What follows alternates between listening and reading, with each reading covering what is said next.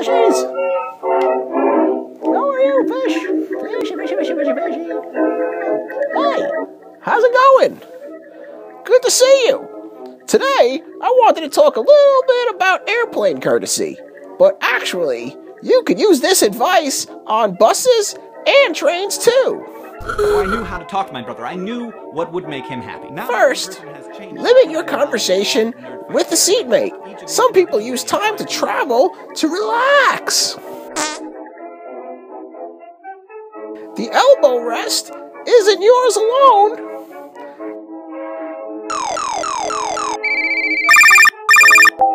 Teléfono. Now is not the time to go through your ringtone, music, or games. Mind your neighbor's personal space. Those are just a few ways not to be a dummy when traveling. See you soon!